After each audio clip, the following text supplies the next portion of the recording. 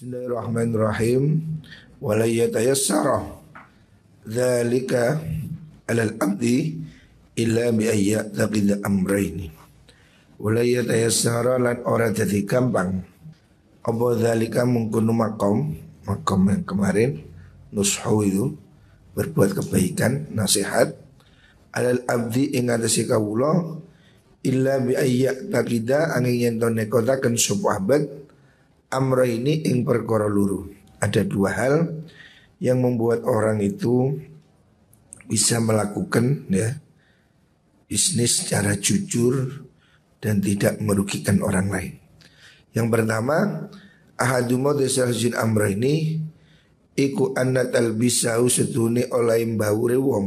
Mbawur itu menipu, menyamarkan al-uyuba ing pira-pira cacat.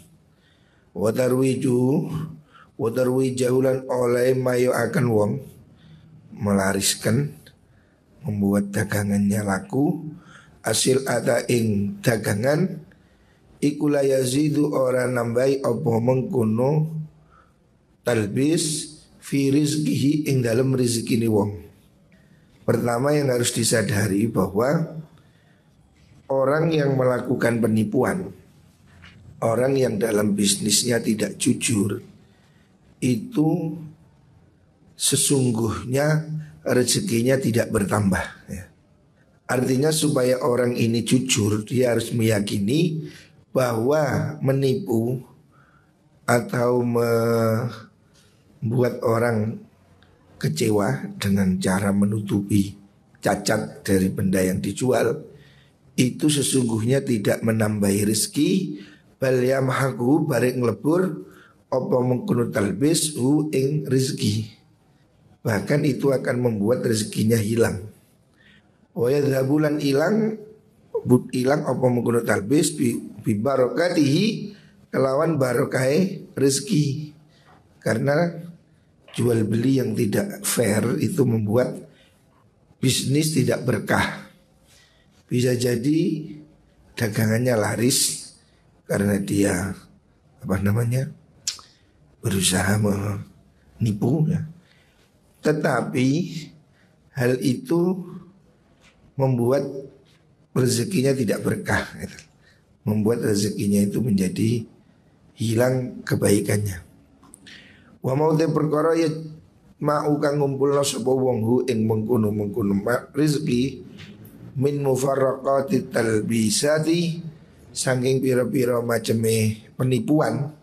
Dari sekian macam orang dagang tidak jujur berkali-kali dalam beberapa saat, iku yuhlikuhu bakal ngecur ngilangaken, menghancurkan hu ing mengkuno rizki sapa Allah daf'atan kelawan saambalan wahidatan kang siji. Orang yang bekerja tidak jujur itu bisa jadi hartanya akan amblas dalam waktu dekat. Artinya dia akan terkena musibah atau dia akan terkena corot wong Jawa kualat. Orang bekerja dengan menipu, walaupun dia untung, tapi sesungguhnya suatu saat akan habis, akan hancur, tidak berkah. Makanya ini harus dijauhi. Dan ini harus diyakini bahwa bekerja tidak fair, tidak jujur, itu cuma kelihatannya nambah, tapi sesungguhnya malah membuat rezekinya hangus, bahkan bisa jadi hilang seketika. Ini banyak kasus, banyak contoh.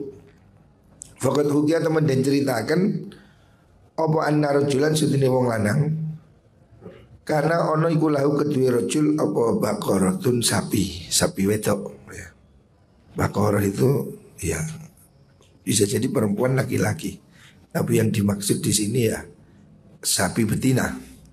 Ya halibuha kang ngepuh itu memeras susu sapa wong rajul ha ing mengkono baqarah. Wa yukhlitu lan nyampur sapa wong bila baniha kelawan susune puane baqarah almaa ing banyu. Dulu ada orang punya sapi betina, susunya dicampur air sehingga kan encer. Ini kalau murni setengah liter tapi ini dikasih sedikit tambah air. Nah, dia melakukan penipuan dengan cara memalsukan susu dicampur air.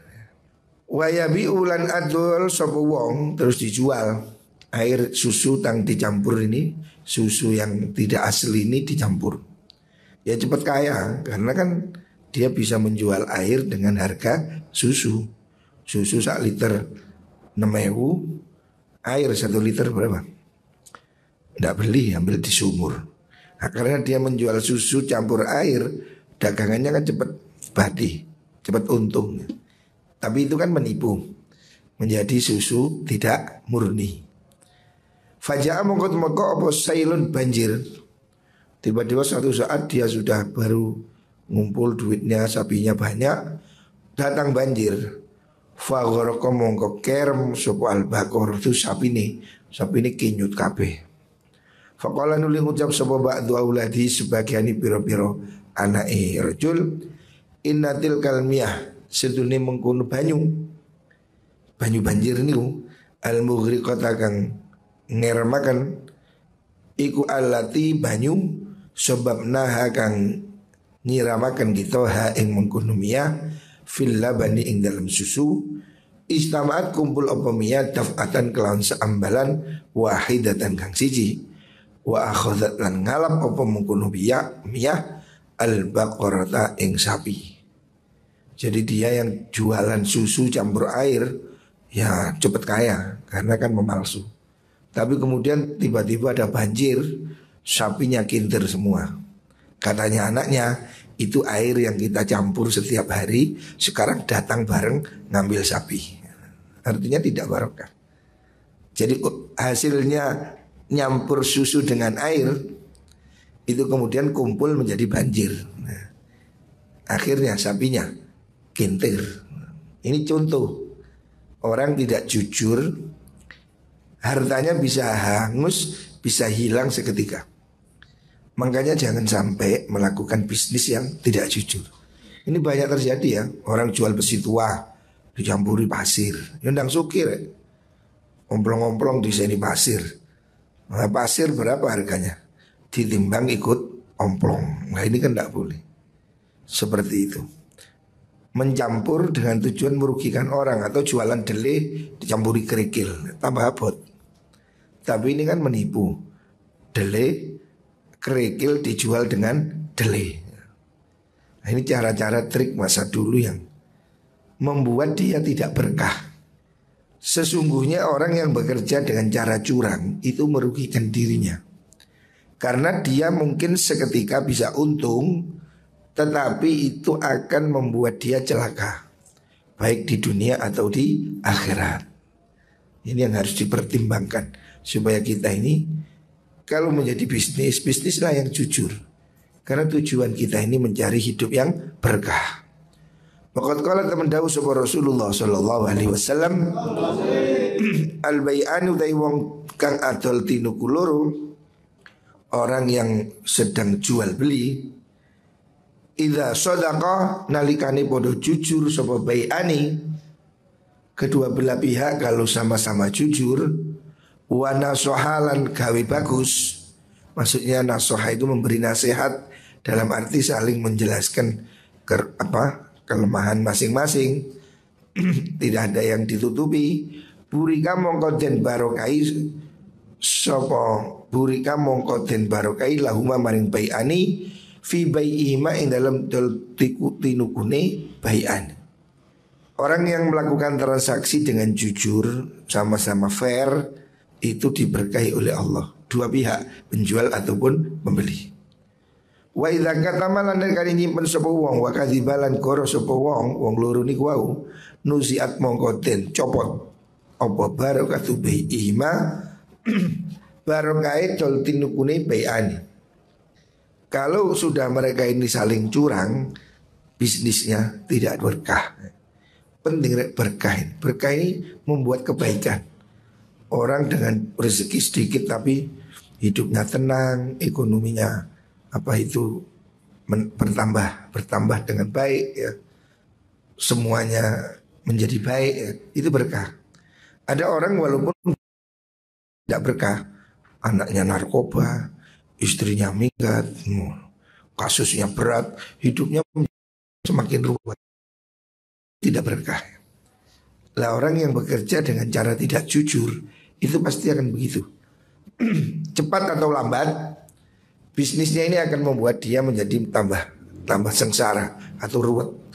Ataupun kalaupun dia kaya tidak awet, nanti setelah itu habis. Banyak contoh itu.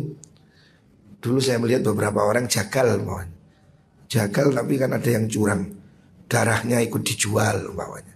Jadi dede yang seperti itu tiba-tiba kena penyakit ini itu habis, tidak berkah. Makanya kalau mau jual beli apapun ya, jangan melakukan kecurangan ya. Yang wajar-wajar aja. Hari ini kita bisa bisnis dengan cara yang fair. Tidak perlu cara menipu. Karena kalau kamu menipu, mencampur dengan yang tidak benar, itu sesungguhnya akan membuat kamu rugi. Orang lain merasa rugi, kamu juga akan dirugikan. Dalam jangka panjang kepercayaan menjadi hilang. Nah itu yang membuat bisnis tidak jalan. Orang yang sudah kamu tipu pasti lama-lama tahu. Kemarin saya datang ke Pasuruan, nah itu teman saya jualan kopi ekspor ke Jepang. Harganya mahal, tapi lama-lama ada yang gak jujur, kopinya dicampur, mutunya berkurang, akhirnya ya putus. Padahal seandainya dia jujur, bisnis ini sudah untung, sama-sama untung. Tapi karena ada yang gak jujur ya, dikomplain, berhenti. Ya sudah rugi semua malah. Makanya bisnis itu perlu nilai ibadah, yaitu jujur. Wafil hadis dan ikut tetap dalam hadis Yadullah utawi tangani Gusti Allah, maksudnya pitulungi Gusti Allah. Iku ala syarika ini ing atase wong kekancan loro malam yatakhawana, selagi ora khianat-khianat, maksudnya tidak saling berkhianat. Allah itu akan menolong dua orang yang kongsi, yang kerjasama selama mereka itu tidak saling khianat. Kalau mereka sudah sama-sama curang, fa idza takhawana nalikane podo citro curang, kalau sudah masing-masing tidak fair, sobat syarika ini rafa'am mongko ngangkat sapa Allah ya dahu ing pitulungi Allah, tangannya Allah pitulungi Allah anhuma sanging mengkono syarikain. Kalau sudah mereka tidak jujur maka Allah tidak mau bantu. Faidan mongko nalikane mengkono rafa'an niku la yazidu ora bakal tambah apa malun bondo min khianatin saking penggawe khianat. Artinya kesimpulannya harta yang didapatkan dengan cara curang itu tidak tambah.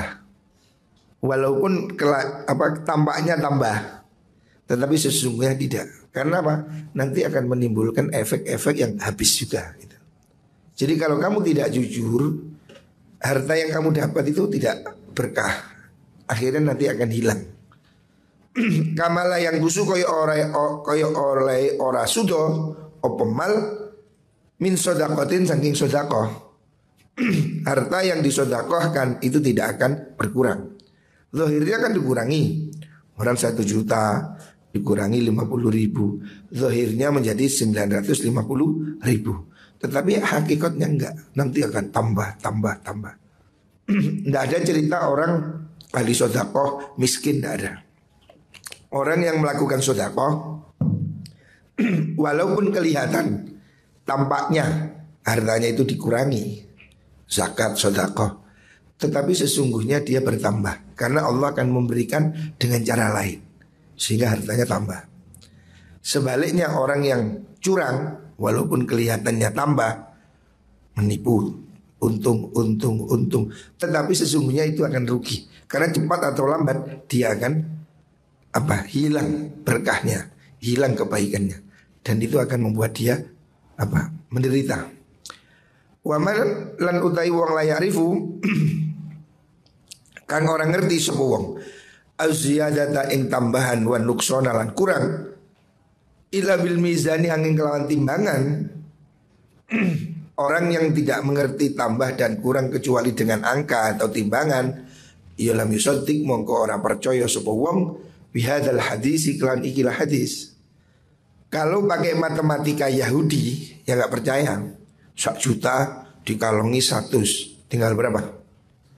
900. Matematika Yahudi tidak percaya itu. Dikurangi kok tambah. Tapi kalau orang yang punya iman yakin sodako 100 pasti diganti Allah 700 kali lipat. Ya kayak wong sunatil. Sunat kan zahirnya diketok didik lah. Dikurangi. Tapi kan tambah gede, tambah tua, tambah melolor. Nah, dikurangi sedikit tapi tambah besar. Nah itu kan faktanya begitu. Wong mari sunat kan gak tambah cilik, tambah molor. Nah, ya seperti zakat itu. Dikurangi sedikit tapi hartanya akan bertambah banyak. Bagi orang yang percaya. Jadi kalau orang yakin dengan ini pasti akan terjadi begitu. Dan buktinya saya sudah lihat tidak ada orang yang orang yang sodako miskin, tidak ada. Orang ahli sodako pasti tambah kaya. Level kecil ataupun level besar. Orang rajin sodako zahirnya dikurangi tapi hakikatnya tambah berkah, tambah banyak. Sebaliknya orang yang curang zahirnya bertambah tapi hakikatnya dia akan berkurang. Waman tesapan wong iku arafa ngerti sapa wong. Anad dirham maksudnya dirham al-wahid akan siji. Iku kot yubaraku terkadang dan berkahi apa fihi dirham. Hatta yakuna sehingga ono apa dirham iku sababan. Jadi sebab lisa adatil insani maring bejone menungso kebahagiaan hidup manusia. Fit dunya ing dalam dunia wa dini lan agama. Wal alaf lan situni piro-piro ewu al muallafata kang den kumpulaken iku kot yanziu terkadang nyopot sapa Allah Gusti Allah al barakata ing barokah minha saking alaf hatta takuna sindo ono apa mengkono alaf iku sababan dadi sebab lihalagi malikiya maring rusake celakane wong kang miliki alaf biha itu ya tamanna sekirane ngarep-ngarep sapa wong utawa yutamalaten arab-arab opal iflasu bangkrut ya, akan terjadi kebangkrutan pundi wong minha saking mengkono alaf wa yarahu lan nekotaken sapa wong hu ing mengkono niku wau ana dirham wahid ilah niku aslaha ingkang luwih bagus lahu kuthi wong fi ba'di ahwalihi ing dalam sebagian biro-biro tingkai wong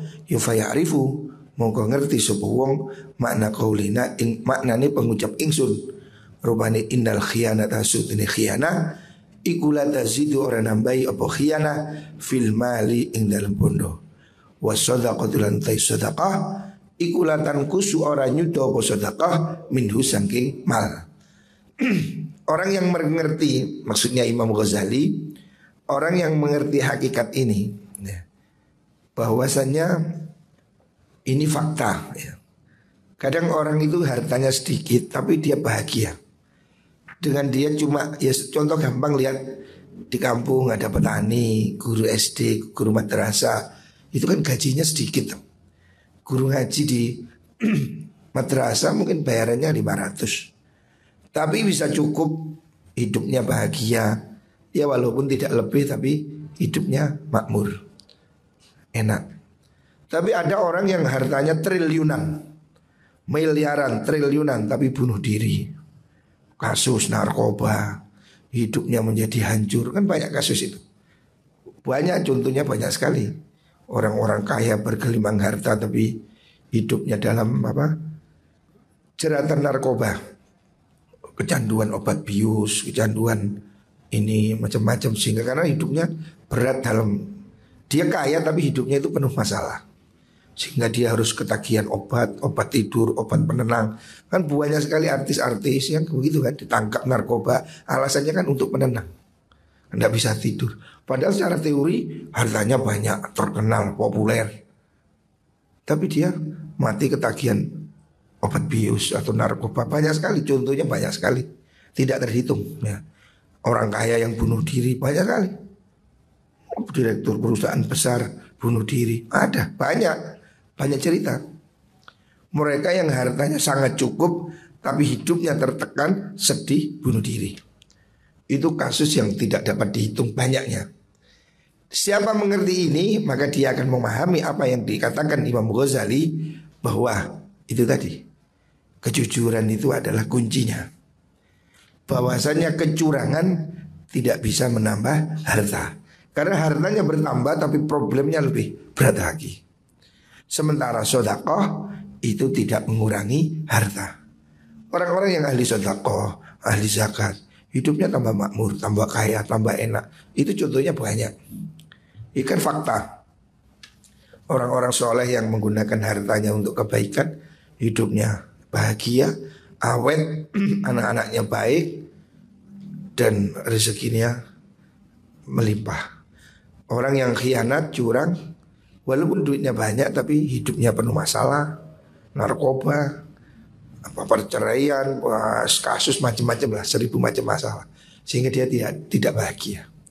Makanya ini yang kesimpulan dari Imam Ghazali, bahwa kita harus menyadari sesungguhnya ya, keuntungan di dunia jangan sampai melupakan keuntungan kita di akhirat. Artinya jangan cari untung di dunia tapi rugi di akhirat. Kalau bisa kita itu ya untung di dunia juga untung di akhirat. Kita itu kepingin fit dunia hasanah wa fil akhirati hasanah. Kalaupun harus milih, lebih baik kita akhirat. Nah, untuk apa? Kaya sebentar di dunia dengan cara jahat, tapi di akhirat akan menderita selama-lamanya. Jadi ini yang harus kamu pilih. Bahagia dunia akhirat itu penting. Kalau harus milih, lebih baik bahagia di akhirat ya. Daripada di dunia memilih hidup durhaka, sesat, ya mungkin dapat harta tapi tidak berkah, tidak membuat bahagia. Di akhirat jadi masalah. Nah, naudzubillah. Makanya ya kita memohon pada Allah, jangan kecil hati soal rezeki. Ini hal yang harus kamu yakini, bahwa rezeki itu sepenuhnya adalah pembagian atau fadl dari Gusti Allah. Perkara wong nyambut gawe itu mek cara itu. Allah memberi jalan, kemudian cara ini, cara itu ya. Pekerjaannya bisa ditiru, tapi rezekinya tidak. Ada orang yang hanya jualan bakso, angsul tapi berkah kaya. Ono wong sing niru ya gak iso. Dodolane podo, rezekine ora podo. Makanya yang harus dilakukan ya pendekatan pada Allah itu. Minta selalu pada Allah ya. Memohon, berdoa, berzikir dan seterusnya. Kalau Allah memberi, dalannya ono ae ngene, dalannya itu dimudahkan oleh Allah. Penggawean iso ae Gusti Allah sing noto. Tiba-tiba ada ini, ada itu ya. Jadi itu cuma lantaran. Pekerjaan itu hanya syarat saja, kelihatan sebab. Tapi hakikatnya rezeki itu semua dari Gusti Allah. Makanya ya tetap berusaha iya, berdoa iya. Sebab kalau Allah sudah membukakan, buh nyambut kayak ini opo ae tapi enteng, berhasil. Walaupun pemulung. Saya ada alumni orang Banjarjo, Kondalki, datang ke Jakarta sebagai pemulung. Tidur di emperan. Dia cerita, saya tidur itu nunggu warung tutup. Warung kaki 5 tutup, dia tidur di kursinya. Ngemper gelandangan kaki apa? Pemulung cari sampah. Tetapi kemudian Allah memberkahi, dari pemulung dipercaya oleh bosnya. Akhirnya jadi pengepul. Pengepul lama-lama jadi juragan. Hari ini kaya dia. Di Jakarta, rumahnya di Cijantung. Saya pernah 2 kali ke rumahnya. Kaya di rumahnya itu bukan hanya besi omplong, tapi rosokan bis, rosokan taksi, traktor, banyak yang pos sekarang. Juragan jadi rosok tapi miliaran. Dia itu kalau beli bis 100 bis dendeng. Taksi yang nganggur-nganggur itu 300 dendeng. Jadi menjadi bos. Bayangkan kalau beli taksi 20 juta, dia beli 300. Dia miliaran sudah. Di rumahnya itu keren, itu kayak traktor, alat berat itu ada semua. Dari pemulung. Tapi jalannya dibuka kali Allah. Ada lagi wali murid di Jakarta itu tukang becak. cerita saya, dia itu masuk Jakarta becak karena ditipu orang. Ini orang Madura mau jadi TKW ke Saudi sama istrinya. Ternyata ditipu, sampai di Jakarta PT-nya lari, jam dulu lewat PT, PT-nya pergi. Padahal dia di rumah sudah jualan, sudah utang. Akhirnya dia malu kan, mau balik ke Madura, malu sudah pamit mau kerja ke Saudi. Dia bilang, saya Gus, yang waktu itu bersumpah, kalau saya belum ke Mekah, saya tidak akan menginjak tanah Madura. Semangatnya tinggi. Jadi dia sudah kadung pamit di kampung, mau pergi ke Mekah, mau jadi TKW, TKI. Di Jakarta ditipu, nggak berangkat. Dia punya keyakinan, pokok saya kalau tidak bisa pergi ke Mekah, saya tidak akan pergi ke Madura. Becak, istrinya ditaruh di pinggir sungai, Sungai Ciliwung, dibikinkan rumah kerdus. Ya, cerita saya tidak punya rumah, Gus, istri saya bikinkan. Ya cari kerdus-kerdus, triplek, bikin rumah triplek di pinggir sungai. Suaminya becak. Tapi kan jalannya rezeki. Becak waktu itu tahun 90 masih boleh di Jakarta. Becak sepi, dia berpikir jualan es. Akhirnya beli es yang gede-gede itu, ditumpak no becak, diantar ke warung, ke warung, ke warung. Seperti itu. Sampai kaya, sampai dia punya rumah, punya mobil. Hari ini sudah ya jadi bos. Dia sudah sudah ke Mekah beberapa kali. Dari tukang becak jadi bos di Jakarta, jualan es banyak. Es jualan truk-truk kan sudah. Lalu itu contoh Allah membuka jalan. Tukang becak jadi bos bisa. Di Surabaya ini ada wali murid sama tukang becak. Terus buka parkiran. Lalu parkiran itu ya akhirnya nyewa parkir, lahan parkir itu. Itu mall itu lahan parkirnya bukan 100-200 juta, miliar. Jadi dia itu nawar waktu itu, maunya seperti ini, parkirnya Malang Plaza, itu dibeli hak parkir. Itu bukan 100-200 juta, 1 miliar, 2 miliar. Sarinah aja itu kata dia bilang, Sarinah itu toko buku siswa yang halamannya sedikit itu ratusan juta itu setiap bulan. Kelihatannya duit receh. Bos-bos parkir itu kaya, miliaran. Asalnya tukang becak terus jadi bos parkir. Loh, cara Allah buka rezeki itu ada. Jadi kamu jangan kecil hati. Caranya macam-macam, tapi sesungguhnya itu jalan yang diberikan oleh Gusti Allah. Makanya ini yang harus dilakukan adalah terus-menerus berdoa, memohon ya. Jangan kecil hati. Ya contohnya banyak sekali, sudah terlalu banyak lah.